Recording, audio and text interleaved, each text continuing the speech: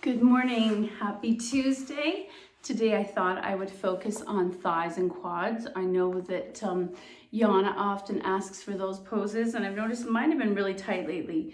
I was teaching a class at Trails and we were doing Camel, and I noticed I could barely reach because we haven't done it much. So I thought we could do some floor work focusing on helping to soften and stretch our quads and then maybe attempt Camel. In the meantime, I pulled out a reading from the Daily Om called Evolving Generations, Breaking Family Cycles.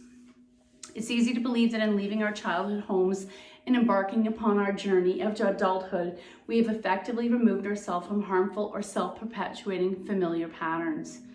In looking closely at ourselves, however, we may discover that our behaviors and our beliefs are those that were impressed upon us during our youth by our parents, good or bad, grandparents, and those who preceded them or whoever raised you. We may find ourselves unconsciously perpetuating cycles of the previous generation, such as fear of not having enough, scarcity is a big one, difficulty showing affection, and secrecy patterns. The transmission of negative patterns from one generation to the next is not inevitable. It's possible to become the end point in which negativity family cycles that have thrived for generations are exhausted and can exert their influence no longer. So we talk about samskars. This is a perfect example of that. Doing something over and over and over again. And so that eventually it does become part of your habit. Dr. Mark Hyman talks about, we say things are hereditary, often in our culture, usually referring to health. And his theory is it hereditary, or is it because the family that did those things continues to do those things so that we copy them, we're offered the same food and the same coping mechanisms and all that, so that we're having a similar path as our parents, whether it's subliminal or not. We're doing those samskars of eating and behavior, and so maybe that's where the health piece comes from. Maybe it's not genetically linked. The transmission of negative patterns from one generation to the next is not inevitable. Let's break the family cycle. Breaking the pattern is a matter of overcoming those values imprinted upon us long ago in order to replace them with pure love, tolerance, and conscious awareness. This also can happen in marriages, excuse me, maybe associating yourself with the same friends. It can be religious-based, not just your parents. Even if you struggle with the cumulative effects of family cycles that were an expression of established modes of living, and a reflection of the strife your ancestors were forced to endure, you can still liberate yourself from being under their influence. This comes up a lot right now during the residential school period, that there is a lot of intergenerational trauma. And I know some people think it's a bunch of hoo-ha, but quite often addiction is the number one thing that, is it hereditary or is it learned behavior of coping mechanisms, self-medicating? You can still liberate yourself from being under their influence. The will to divest yourself of old dark forms of familiar energy and carry forth a new loving energy may come by way of an epiphany, or as Oprah would call it, an aha moment. You could one day simply realize that certain aspects of your early life have negatively affected your health, happiness, and ability to evolve as an individual. Or someone might point it out to you, whether it's a therapist or a friend or a family member. Or you may find that in order to transcend long-standing patterns of limiting beliefs, irrational behavior, and emotional stiltedness, you have to question your values and earnestly examine how your family has impacted your personality. Only when you understand how generational cycles have influenced you, so awareness, you can gain your freedom from them. And this is where I have friends who don't believe in going to counseling, but even just paying a person who's outside of your sphere of understanding and often describing things, they can put the dots together and tell you, by the way, did you know that you're doing this? In order to truly change, you must give yourself permission to do so. Breaking family patterns is no way an act of defiance or betrayal. It's important that you trust yourself implicitly when determining the behaviors and beliefs that will help you overwrite the generation-based cyclical value system that has limited your individual potential. So I learned this very early on. I had teachers in university who would constantly say, well, your Judeo-Christian upbringing. And we do not realize how many things we say, do, believe, go back to our religion. Even if you were raised not religious, every culture is completely embedded in these constraints. Sometimes they're good constraints and sometimes they're limiting. In order to truly change, you must give yourself permission to do it. Breaking family ways is no act of defiance or betrayal. It's important that you trust yourself implicitly by determining behaviors and beliefs that will help you overwrite the generation-based cyclical value system that's limited your individual potential. Think about that. Limited your individual potential. You think your life is amazing? You actually still have potential for more. Isn't that exciting and liberating? Many people on this earth at this time, many people are on the earth at this time to break negative family cycles. For all of you are true pioneers. In disrupting these patterns, you will discover that your ability to express your feelings and needs grows exponentially, and that you embark upon a journey towards greater well-being that can positively impact generations to come. I think about how many things we've done for years and years and years because that's what the generation before did. We didn't question it. Boys born now are not allowed to pull the old, I'm the father, I'm the husband, I'm the man card. This gender neutral world that we're entering into is actually hopefully going to benefit these gender roles. That's where I'm going to generalize. A lot of these negative stereotypes and things that happen in our life come from previous generations and gender roles. Now we have a chance to be kind of like clear the slate and start from scratch. So without further ado, oh my gosh, and I'm wearing my shirt that says revolution. It's almost like it was meant to be. We're going to go onto the floor, do some work on our thighs, and then we will attempt, actually let's do a camel first to see what your starting baseline is. Then we'll do our work, and then we'll try camel again and see if it's any different. We also can do rocking horse and not wheel. Wheel is way too tight. Up dog is like a bound version of camel, but on our belly. And we'll see how our thighs feel in that too. In the meantime, we're sitting cross-legged. Is that an easy act or not? Switch out your legs and then attempt, we're not gonna sit lotus, but I see the kids at trails effortlessly do this. So I'm gonna grab one leg and attempt to bring it up. And that's super tight for me in my thigh where it connects into my knee. Some of us, this is not gonna happen. Release, and I'm gonna attempt to bring, and I feel like that's from ankle tension, not thigh. So I said we're gonna start with camel and see how our first camel feels without even warming our body. Coming onto your knees, toes tucked, one hand to the back, then the other. Oh, roll the shoulders back, and I'm, it's better than I did on Saturday. Or hands to tailbone, engage the core. Attempt to lean back. Option to take your hands and lean back. Oh, that's intense. And then come on out. So I just wanted you to feel, what did your first thigh stretch feel like of the morning? Let's come on the mat. Knees to chest. And today, instead of focusing on core and all these other places we usually look for the stretch, look for the opening, I want you to focus solely on what's happening in these thigh muscles. So maybe pull one knee, then the other. If it's hurting to come on the knee, come behind the thigh. Pull it in as deeply as you can, and at the same time pressing the tailbone down. And press them together. Toes point and flex, point and flex. Let's wake up the ankles where our thighs are in tight confines. And then I'm going to rock side to side. You can do it no hands if you want to use a bit more core. And then we're going to take them all the way to the floor on the left. You might help it. And then right arm opens out to a T. We're going to take 3 breaths here. Pull them in nice and tight. Very cozy. Inhale 1. Exhale. Inhale 2. Exhale.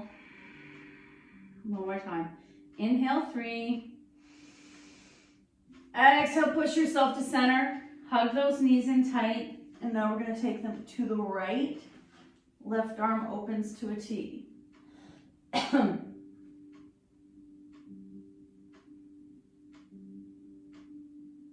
Back to center.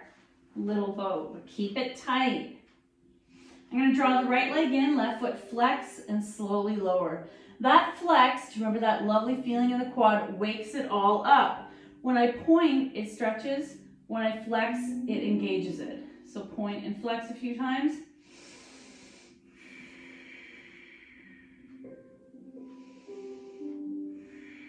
Left hand takes right knee over, single leg spinal twist.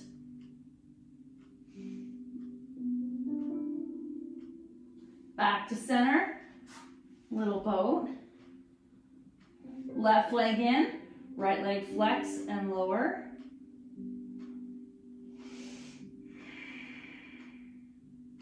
One more breath, point and flex a few times. Right hand takes left knee over, single leg spinal twist.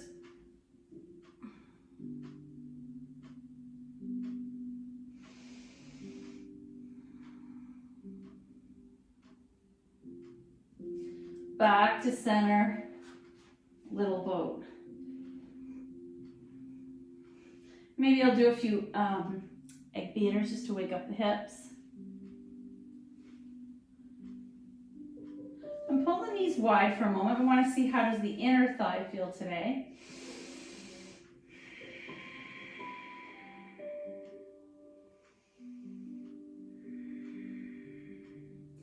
Flex your feet, staying in this. Maybe add your palms to the inner knees for a bit of extra pressure.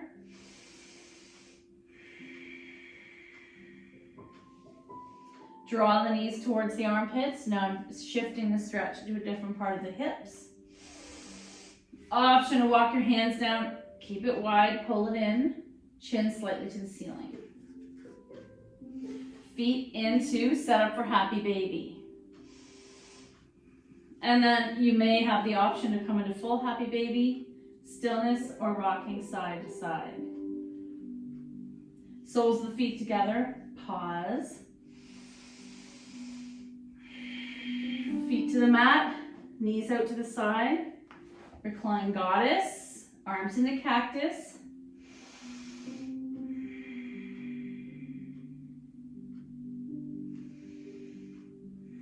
Press the soles into each other. We can turn Pada Bandha on, the action of the foot, in all kinds of different shapes. It doesn't have to be in an obvious shape. So pressing the toe pads into each other, press the heels into each other, and what do you notice about the groin or the inner thigh muscles when you press the feet actively into each other? And then close your legs. Oh yeah, feet in the air. And as a little rest for these thighs, we're just gonna dangle the legs. 3 breaths. Inhale 1. Exhale. Inhale 2. Exhale. Nice work. Keep it relaxed. Inhale 3. Release. Now I want you to gently find a little bit of rocking without tipping. And visualize laundry blowing on the line. It could be soft and gentle, or might get more erratic as the wind picks up. But let's start soft and gentle. Now there is a pose called dead bug where you can also bring your arms into the air with this idea of gentle laundry line. Let's do it. It's rare that we have our hands and feet and limbs soft and relaxed. Usually we have them engaged and present.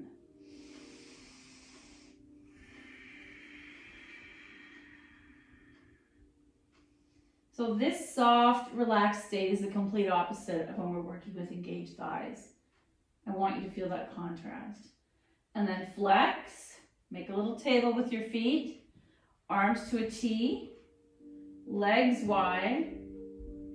Oh, flex and controlled, still stretching. And then let's close arms and thighs at the same time. I feel that into the inner thighs, open. Close, open, close. One more time, open. And this time, instead of keeping it flexed, soften everything, just like we did when we were drying like laundry on the line.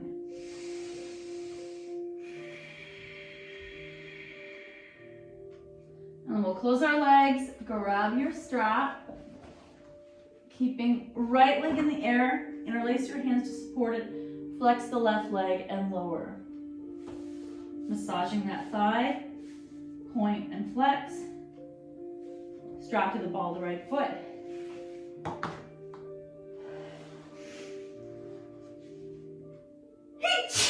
Excuse me. Have you been having bad allergies lately? I hear lots of people talking about this. And I want to slowly stir this leg to wake up the hamstring, the hip, the front of the quad. And you can switch it, you can keep it tiny and flexed. We'll take both straps on the right hand, opening that leg out to the side, left arm to a T. Let's take 3 breaths here. Inhale 1. Exhale. Inhale 2. Exhale. Inhale 3. Exhale, leg to the sky, strap in the left hand across the midline or all the way over.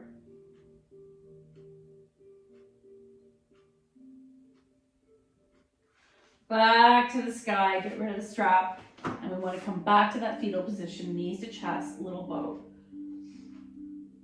Feet in the air, flex, right leg lowers slowly. Now we're going to support the left leg and then take that strap to the ball of the left foot. And you might do big circles, or you might keep it really small. One direction, then the other. We'll take both straps in the left hand, open out to the left, right arm to a T.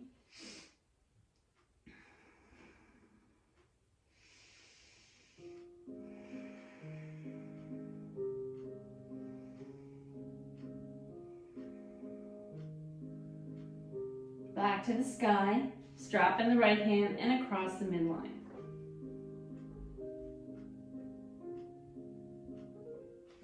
Back to the sky, get rid of the strap, little boat. We're going to do one more variation on that. Right leg up, left leg lower, flex, taking that leg over, across, but it's still flexed and hovering. So you're engaging the inner thighs and glutes and groin, all the center, but gravity's trying to take this leg down. So engage, engage, engage, clench the bum, and then all the way back up. Left leg takes its place, right leg lowers, flex, and carry it all the way over. Back to center, and little boat, or egg beaters. And let's do our thread the needle, just for mobility in the hip. Feet are bent, knees are 1 fist width apart, right foot flexes onto that knee and open out. Sometimes I take my thumb automatically into the hip flexor as I'm opening it out.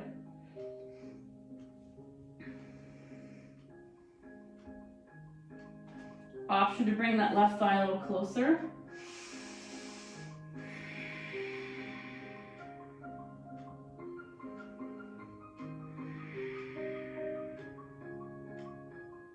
One more breath. And then shake it out. We're going to switch, feet to the mat.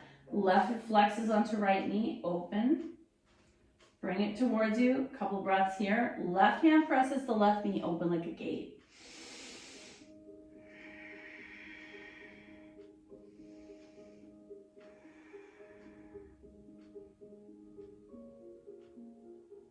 And shake it out. Roll into a ball on your side, and we'll pause here.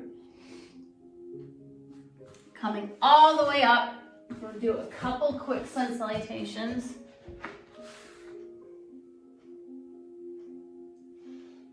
Coming into tabletop, bum in the air, looking up, and then slowly turning it to cat. Inhale, cow. Exhale, cat. Inhale, cow. Exhale, cat. One more time. Inhale, cow. Exhale, cat. Tuck those toes. Press into a downward dog. Walk it in. And I'm going to drop the heels. Knees are bent so that you can come to the floor if that's available to you. And maybe bring your chest towards your thighs. So you're coming into a forward fold, almost backwards. Shift the weight back. Use the hands lean forward, heels lift. And once more, you're finding a way to come folded in with extended legs. Can you feel that in your hamstring and quads?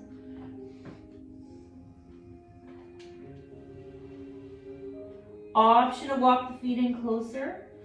Option to grab your ankles. Option to hug it in. Arm to the side, rise, reach up. Exhale, fold, swan dive.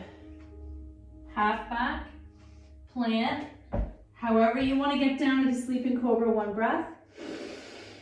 Exhale. Pick up your heart, looking forward, baby cobra. Press back, downward dog. Attempting to stretch the heels to the floor here. And if that means widening it or shortening it, we want to wake up the back lines of the leg. Right foot forward, left foot back, lift that heel, pressing into the toe mound. Rise. Hands release. Option to try to straighten that leg and fold. Feet together, fold. Rise, heart center. We're going to keep going a little faster. Inhale up. Exhale, fold. Half back, fold, plant, lower, sleeping cobra. Pick up your heart, baby cobra. Press back, downward dog. Attempting to drop those heels. So you might even lift them up and then drop them down. Left foot forward, right foot back. Ball of the foot roots down. You rise. Oh, can you feel that left thigh? Hands release. Feet together, fold, rise, heart center. Let's do one more round on each side. I love how it makes you feel. Inhale up, exhale, fold. Half back, plant, lower. Sleeping cobra, inhale, chest up. Go a little higher, press back, downward dog. Right foot forward, left foot back. This time, I'm going to rest belly on my thigh, arms to a T. Option to bring them ahead of me, holding out imaginary beach ball, and rise. Hands release, feet together, fold, rise, heart center. One more side. Inhale up, exhale, fold. Half back, fold, plant, lower. Sleeping cobra, inhale. Exhale, pick up your heart. Press back, downward dog. Press the heels to the floor if you can. Left foot forward, right foot back. Hands up, so your chest is on your belly, is on your thigh. Arms to a T, or palms in front of you. Press and rise. Hands release. Feet together, fold. Rise, heart center. So let's do a quick squat. So I'm going to start with this one where I call it my coach. I'm the coach. I'm going to walk my legs wide, resting on my thighs. Your choice is going to be how much do you want to drop your bottom coming into full squat. Nice work. And then we're going to come one more time. We did this stretch earlier. You can tuck your toes or not. Let's see what it feels like untucked. So I'm going to come into Thunderbolt. Arms in front of me. Lean back to feel that stretch down the quads. So my knees want to lift. The work here is to keep the knees down and come back up. How much further can I lean back? Knees together and down and come back up. Now I want to show you what happens if I tuck my feet, same position. I know some of you, one of these front tucked or hook is impossible. Okay, holding the volleyball. Leaning back. How does that feel? I think untucked is a better stretch. Option to take your hands to the floor and press your belly. Lifting the pelvis to across the room or the sky and undo. Nice. Okay, let's come to the mat. This is a pose we did for years. Most of you have been with me for a long time. And you hear the story that I had to take this one dance class at York when I was there in theater. I don't remember anything else in the dance class, but this series of leg stretches we did stayed with me. Coming into, I'm stacked on my side. Left hand tented in front of me. Flex that left foot and rise. Right away I feel IT band limiting me. You want to keep the toes painting forward. You can always put a block on that outer left ankle. It makes it a lot more challenging, and it also shifts someone into balance and core. Flex and lift. Come all the way back down. We're going to do one more time on this side. Flex and lift and come down. Soften. You can always come into side child's pose as a resting pose. Now I'm going to add one more piece to this, a bit of core and balance. Flex the left foot, rise. Option to lift underfoot. Option to do hands free. I think Liz invented this. Up and down. I'm not going to do it for long, but I immediately feel the waking up the quad, hip flexor, and core. And let's do it one more time. Flex and lift. Nice. Side child's pose. While we're here, stretch out that leg. Left leg's gonna come up as high as it feels good, but you'll notice there has to be a little bit of external rotation of the left hip, and some of you might grab hand to toe, Janashirasana, or you might grab the heel, or you might hold behind the thigh.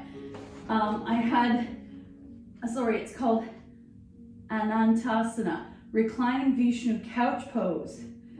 It means endless and without. It's also then given to the mythical serpent that the god Vishnu reclines on like a couch. It uses a lot of stretching, and some would disagree because look, I've just thrown this hip out of alignment, but this feels good to me. Not everyone's going to do this. Undo and come upright. I want to do the other side. Head balanced in the, maybe this is the reclining piece. Flex that right foot and rise. You're gonna see how high it goes 3 times. Remember, toes are pointing forward. The block will keep you honest. Up and down. One more time. Up and down. Now we want to add the underleg. Just soften for a moment. Activate once more. Up. Oh, this side is way harder. Do it 2 more times. Right, up. Oh. And one more time. I could feel all the back lines of my body waking up. Right, up and down. Now we're going to turn our right hip externally, rotate it and open it out. So whatever you can grab. Maybe you're holding here, maybe you're holding here. Maybe you're holding the heel. This stretch feels really good to me. Maybe it feels different in your body. Maybe your knees bent. Do you recognize that this is the same shape from when we do side plank, hand to toe? But this is called reclining hand to toe. Undo, side child's pose. Now our last piece we're going to do to prep our body for camel is we're going to come on our belly. We're not going to do the full cobra series, but coming on your belly, palms by your chest, knees are bent. Actually, untuck the knees. Feet are untucked, legs and thighs together. If this is hurting the tops of your feet, you can always bend your knees, but this is what I want you to feel. When I press the tops of my feet down, it activates the front lines of my quads and the back lines of my body. Your goal is not to lift. I just want you to feel that awareness. Tops of the feet press down so much that my ankles and knees come off the mat. Pelvis stays down. Squeeze them together and soften. You might not see what I'm doing. Tops of the feet press down, root to rise there. Thighs together, glutes engage. And soften. And let's do it one more time. Tops of the feet press down. If you want to come into a small cobra, go with it. And then soften. Stack your hands, windshield wiper, flex your feet. Let's do one more variation. So knees are bent. We're not going to come into up dog. No, what do we call it? I'm going to take one leg to my bum at a time. And then the other, not wheel, I'm drawing a blank. And And now let's take both, if that's available to you. Oh my God, it's not happening today. It instantly just gave me a cramp in my hamstring. Woo! So I'm gonna stack my hands. I'm trying to take the heels towards my feet, and I'm just gonna rock side to side. You can flex your feet.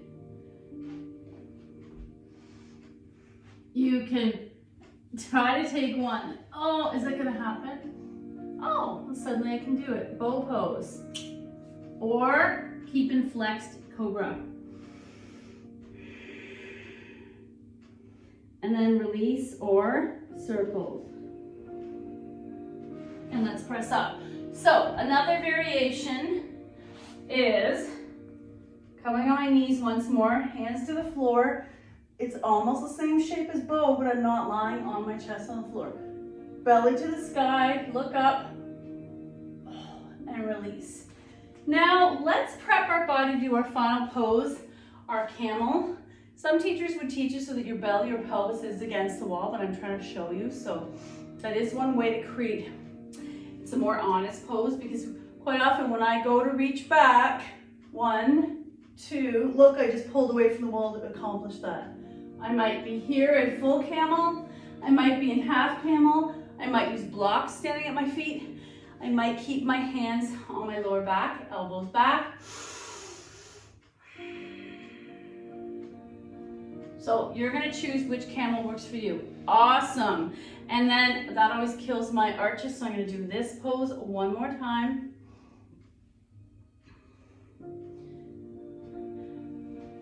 Nice work. And to come out of that, I think it will help your body to stretch your legs out.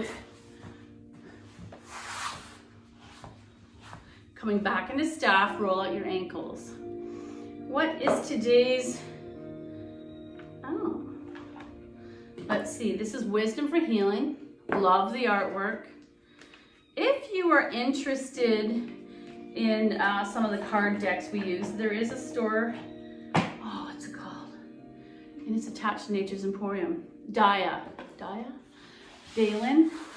They have sets of cards like this as well. So I got one called Change Direction. It has a weather vane. And it's funny, the person looks awfully comfy in their chair. Today's lesson, know that healing sometimes depends on the strength, willingness, and ability to change direction. It totally aligns with what we read earlier, breaking intergenerational curses or breaking patterns.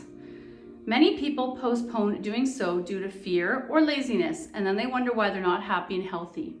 I'm sure you can think of a few friends in your sphere or family members who've had the same negative problems over and over and over for like 10 years. I can name many. Your goal is to make one solid, effective healing choice by the end of the day that can positively change the direction of your life. And maybe the brainstorming piece is that what you do, looking to see what are some things that you're stagnant in your life that you want to change, and they can be things from your family or from your current partner. Thank you so much for your help, your attention, and your light. The good in me sees the good in you. Namaste.